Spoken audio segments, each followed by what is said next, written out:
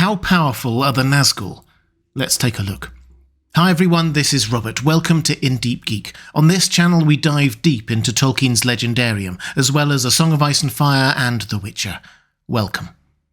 The Nazgul are Sauron's chief and most terrible servants. He uses them both as battle commanders and on secret missions. While he stays in Mordor, they are his lieutenants out in Middle-earth, spreading fear wherever they go. But how powerful actually are they? Well, let's build up an understanding of exactly what they are and what they can do. They once were all human, of course, chosen by Sauron to receive rings of power. The deal there was pretty simple. The ring allowed them to turn invisible, see the invisible realm, live long lives, gain wealth and whatever else they desired in the mortal realm. And during this time, when they were still all men, they became mighty in their day, kings, sorcerers and warriors of old. Of course, one by one, they fell under the power of the ring and turned invisible permanently, becoming wraiths and completely in the thrall of Sauron. But it's worth noting that when they started out, they were mighty humans already. Some were warriors, some sorcerers, and they presumably carried those strengths into their new life, or unlife, as wraiths. It's easy to think of the Nazgul as all the same, because with the exception of the Witch King and Khamul the Easterling, we don't really know much about any of them individually, but they are all different. The Witch King is the obvious outlier here in terms of power, apparently creating and controlling wraiths of his own, and this at the ford of Bruinen just outside Rivendell. Then the leader, who was now half across the ford, stood up menacing in his stirrups and raised up his hand. Frodo was stricken dumb. He felt his tongue cleave to his mouth and his heart labouring. His sword broke and fell out of his shaking hand. So the Witch King can, with a gesture, strike someone dumb and break their sword. Impressive. But it's not just him. All of the Nazgul are powerful, very experienced former humans, some with magic powers of their own, immortal, with limits, which we'll obviously come on to, and crucially, cannot be harmed by normal weapons. That's quite a powerful place to start. Basically, they can't be damaged or killed by ordinary soldiers, and can cause a lot of damage. Added to which, Sauron equipped them with some pretty powerful accessories. Their black horses were specially bred to carry them, and then they got those flying fell beasts. Air superiority is a rare thing in Middle-earth. Dragons didn't venture that far south by the end of the Third Age. The eagles only turn up when they are really needed, and outside of Tolkien's more steampunky ponderings about Numenor, no one had invented flying machines. Nazgul on fell beasts basically ensured air dominance.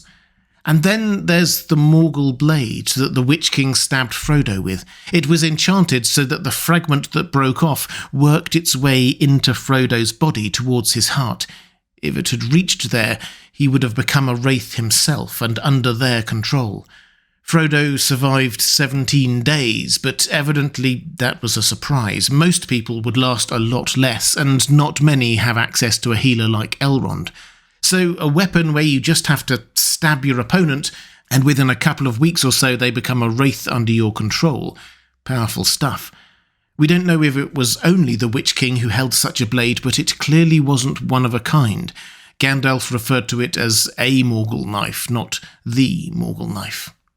As a practical aside, though it's quite an important one, clearly the Nazgul can hold and use physical weapons despite being invisible and ethereal beings.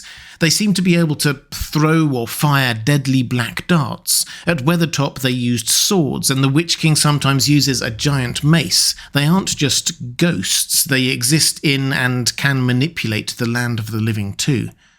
Then there is the Black Breath. This is basically poisonous breath that knocks out opponents. That's what happens to Merry in Bree when he goes for a little wander about town and passes too close to the Black Riders.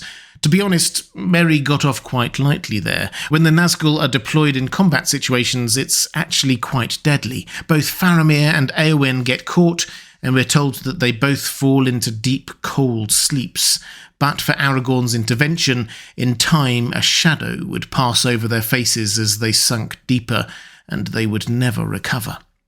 In fact, The Black Breath itself is just the most extreme example of the kind of zone of fear that surrounds the Nazgul. It's actually their main weapon, as Tolkien said. Their peril is almost entirely due to the unreasoning fear which they inspire, like ghosts. He went on in The Lord of the Rings to describe the impact in this way during the Battle of the Pelennor Fields. The Nazgul came again, and as their Dark Lord now grew and put forth his strength, so their voices, which uttered only his will and his malice, were filled with evil and horror. At length, even the stout-hearted would fling themselves to the ground as the hidden menace passed over them, or they would stand, letting their weapons fall from nerveless hands, while into their minds a blackness came, and they thought no more of war, but only of hiding and of crawling and of death. This is dark stuff. Even the most stout-hearted would freeze and drop their weapon in the Nazgul's presence. By dint of being wraiths, they can also see things and people in the spiritual realm, like when someone puts on the One Ring, or powerful beings like Glorfindel, all of which makes them seem extraordinarily powerful, and they are, particularly when facing ordinary folk without magical defences and the like. But for all their power, they do have weaknesses, and some pretty significant ones. They are often described as being more powerful during nighttime and in the dark, and can see very well without light, but the flip side of that is obviously that they are weaker during daytime and don't see very well in full light. They can sense the presence of other beings and smell the blood of the living, but one of the reasons they tend to go about on the back of animals, horses, fell beasts, is so that they can rely on their eyesight. They also, like many evil creatures, are sensitive to things that are good and pure. Aragorn suggests to Frodo that him simply invoking the name Elbereth, that's Varda, the Queen of the Valar, at Weathertop, harmed the Nazgul, eliciting a shrill cry from the Witch King. And in that same scene, of course, Aragorn leaps to the rescue wielding fiery brands. The fire couldn't harm the wraiths per se, but light could, and having your robes catch on fire is very annoying even for the Nazgul. And there's also a hint of foreshadowing in that scene, when Frodo draws his sword. Blink and you miss it, but two of the three Nazgul advancing towards him see it glow red in the spiritual realm and pause. Why? Because Frodo at that point is carrying one of the blades they got from the Barrow Downs. Merry keeps hold of his all the way through to the Pelennor Fields and stabs the Witch King with it. It's a magically forged sword imbued with power against the Witch King's army. It's quite a what-if moment, because at Weathertop, Frodo slashes his sword at the Witch King, narrowly missing him. They later find the Witch King's cloak with a cut in it.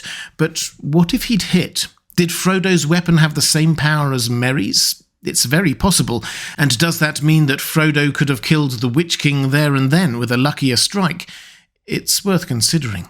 Anyway, some combination of Aragorn's fire, seeing those barrow blades and thinking they'd achieved their objective in stabbing Frodo with the Morgul blade meant that the Nazgul withdrew.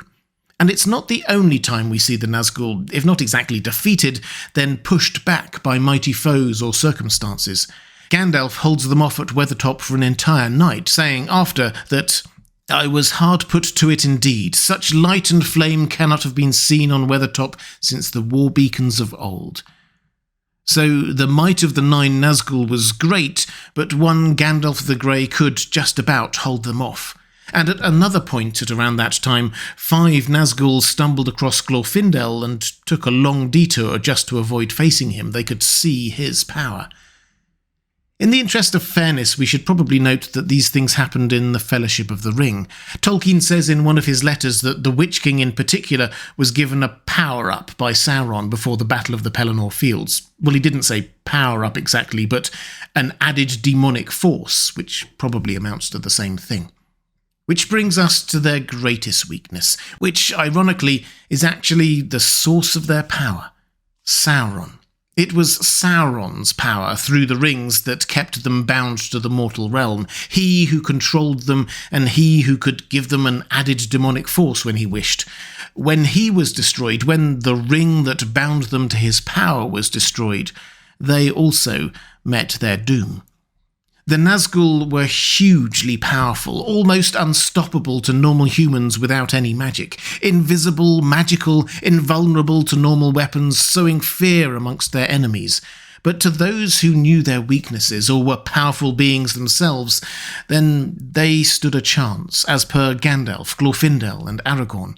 And ultimately, they were vulnerable. It was their own lust for power millennia earlier which led to them falling to the power of the rings, and it would just take the destruction of the one ring to rule all the rings of power to bring their own destruction. If you'd like to see more videos like this diving into Tolkien's Legendarium, there's a playlist appearing now on the left of your screen. Or to support this channel, thank you, there's a link on the right of your screen to my Patreon page. Thanks for watching. That's all for this time. I'll see you again soon.